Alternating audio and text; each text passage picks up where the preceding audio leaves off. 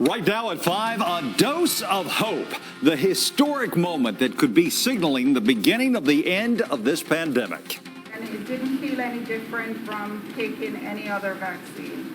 The excitement and emotion as a New York City nurse is the first in the U.S.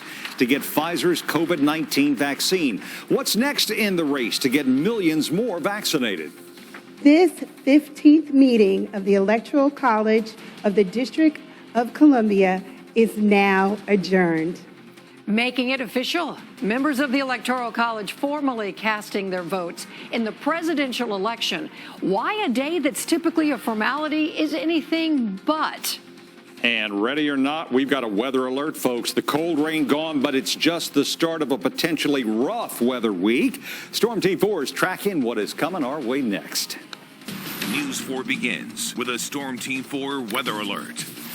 Yes, first at 5 for you snow lovers. This one's for you. Are you ready for a snowstorm? After those 70s yesterday, it is hard to wrap our arms around this week, folks. Storm Team 4 radar is tracking the winter weather, the real stuff, heading our way this week. And parts of our area may see some significant snow. Hello, everybody. I'm Jim Adley. And I'm Wendy Rieger. Doug is leading our team coverage from the Storm Center with the latest on what's this timeline look like? Yeah, and the amazing thing about this, Wendy, you were asking me about your house in Rappahannock County, and then Jim Hanley right here in the district. I mean, Jim might see 1-2 inches slushy wet snow, and Wendy could see a foot.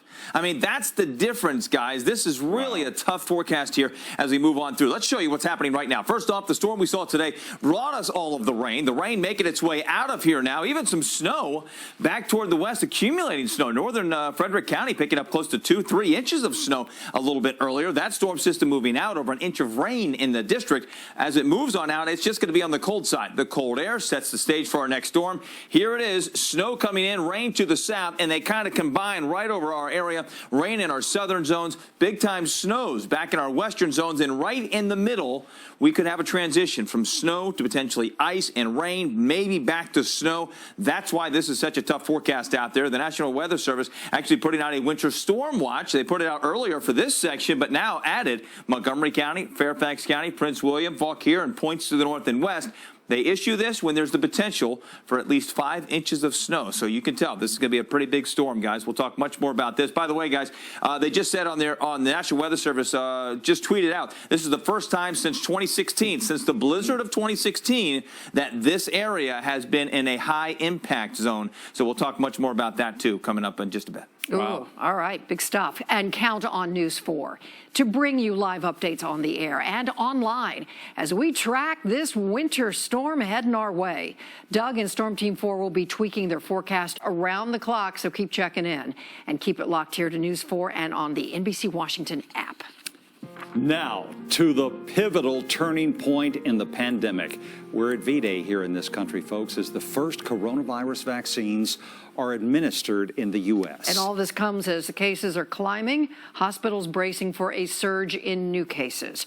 An ICU nurse from New York City became the first person in the country to receive this new vaccine, marking the start of the largest and most ambitious rollout in U.S. history. Nearly 3 million doses of Pfizer's vaccine will be distributed nationwide this week, and more help is en route, with Moderna's vaccine expected to get FDA approval by the end of this week. This encouraging sign comes as the nation surpasses 300,000 coronavirus deaths and a surge in new cases.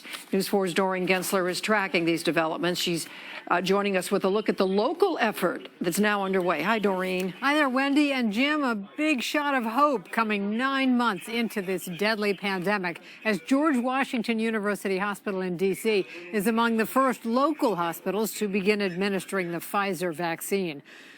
Normally, we try to avoid showing needles on the air. It's uncomfortable to watch. But this moment was so emotional and so historic, we think it's worthy that you should witness it. All right, Barbara, nice deep breath. 1, 2, 3, little poke. And all done. Did it hurt, Barbara? Not at all. All right. That's what I like to hear. First one.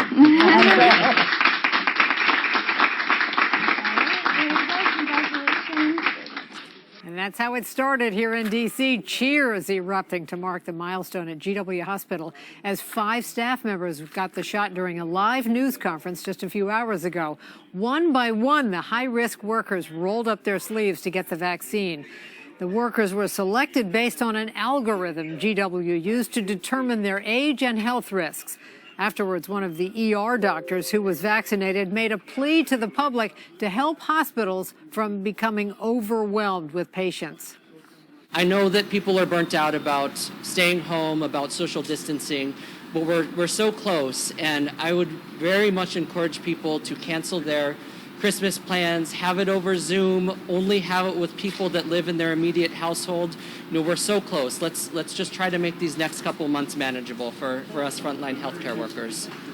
Powerful message with these first vaccinations. Area hospitals will continue to vaccinate employees throughout this week because the vaccines can cause side effects, including fevers and body aches. Hospitals say they're going to stagger vaccination schedules among workers, but they do not plan to stockpile any of the doses they've received. Pfizer's vaccine needs to be stored in those ultra-cold freezers we've heard about, and it requires 2 doses, 21 days apart, to be the most effective. The district will get more than 14,000 initial doses. Maryland gets about 50,000 doses, with half of those going to hospitals. And Virginia is expecting 72,000 doses of Pfizer's vaccine statewide. Wendy and Jim, it's just the beginning. And who would have thought a needle in an arm would be such a welcome sight and long overdue? Doreen, thank you. And as we've been reporting, leaders in the district are upset at the low number of vaccines that the federal government is giving the city in the first shipment. Today, D.C. officials announced Virginia is going to step up and provide additional doses. News 4's Mark Segraves joins us with how this will work and a look at the first firefighters who are going to be getting these shots. Mark? Yeah, good evening, Wendy. You know, D.C. will actually get more doses in this initial wave from Virginia than they'll get from the federal government. 8,000 doses from Virginia, just over 6,800 doses from the federal government. But what this means is that more health workers and frontline first responders in D.C. will be able to get that vaccine. As the shipments of the vaccine reach local hospitals and the first people begin getting those shots, hospitals will prioritize their frontline staff to be vaccinated, while the D.C. government has identified 975 first responders at D.C. Fire and EMS, as well as those who are working at the COVID testing centers to be in the first wave. Lieutenant Keisha Jackson, who's been working the front lines of the recent protests, will be one of the very first firefighters to get the shot. Jackson says she was skeptical of getting the vaccine. I can admit I was that person who was definitely against it. I was not going to do it. Let me wait a year. Let me see what happens. I can't afford to do that anymore. Not only is she getting the vaccine, but she's put out a video encouraging others. I'm getting vaccinated for my coworkers, I'm getting vaccinated for my family, and I'm getting vaccinated to make a change and to try to send a message. The message she wants to send is about how COVID is impacting the African American community. For me, it's trying to send also a message to Black and brown people that look like me. It is my race that is dying at a high rate. Lieutenant Joe Paparello will also be one of the first. Our biggest fears as providers is giving it to our patients and bringing it home to our families. That's a fear Jackson shares as well. My worst fear is giving it or passing something to my dad. I am the sole provider, meaning I keep him in the house, I grocery shop, meds, cook. Every single day I come home to him. And my worst fear is contributing to just making him sick. The district was allotted 6,825 doses in the first shipment, far below what D.C. officials say they need. Virginia has agreed to provide D.C. an additional 8,000 doses that will be used for Virginia residents who work in D.C. healthcare facilities. So to give you an idea how long before the vaccines will reach the general public, there are about 85,000 people in Group 1A, the first responders and healthcare workers who are getting it now in the district. The health director says she wants to see 60% of those people vaccinated before moving on to 1B. There are 300,000 people in that group Once they get through 1A and 1B, then they would get to the general public. So we're quite a ways away from that, but a very encouraging first steps being taken this week here in the district. That's the very latest. Wendy, back to you. All right, Mark Segraves. Thank you, Mark.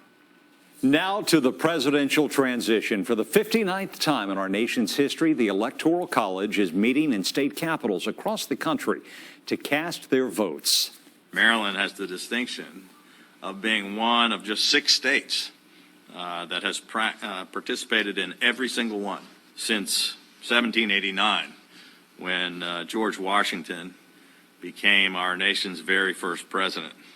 Joe Biden carried Virginia, Maryland, and the district. The electors casting their votes as expected. And while Virginia's 13 Electoral College votes were cast today with no drama, some Virginia GOP leaders have stirred recent controversy, questioning the election results. Northern Virginia Bureau Chief Julie Carey reports on whether today's action will change their outlook. Virginia voters gave Joe Biden a decisive 10-point victory over President Donald Trump. So today's Electoral College meeting was quick, straightforward, although a few electors couldn't resist an editorial ad lib or two as they cast their votes for Joe Biden. I want to thank him for using his power to empower women. In spite of Biden's clear win in the Commonwealth, some Virginia GOP leaders have attended rallies questioning the election outcome, some joining pro-Trump demonstrators over the weekend. Fairfax County's GOP chairman says he shares concerns about election integrity issues, but for him, the Electoral College vote brings an important shift. Today is the day that we elect the President of the United States. The Electoral College vote is the only vote that makes him the president. So as a constitutionalist, if the system is working and the Electoral College elects him as president of the United States, that settles that issue, at least for now. Still, Steve Knotts concedes not all of his fellow Republicans will now view Joe Biden as president-elect. He says his focus moving forward will be on shoring up election integrity. He says the many changes, especially with absentee ballots in the 2020 election, shook the confidence of some GOP voters. And why can't we just have a system that really gives confidence that the election is working the way the election is supposed to, and is fair, unbiased, and is just simple counting of votes? Steve Knott says he and other Republicans will work in the next legislative session to try to restore voter photo ID rules and witness signatures for absentee ballots. But with Democrats still in charge, finding the votes to do that could be challenging. Reporting in Northern Virginia, I'm Julie Carey, News 4. Possible hate crimes now under investigation after that contentious weekend here in the district. President Trump's supporters descended on the National Mall for another Million MAGA march. Some far-right groups vandalized Black Lives Matter signs at historic churches Saturday night. News 4's Derrick Ward has details on the search for the suspects.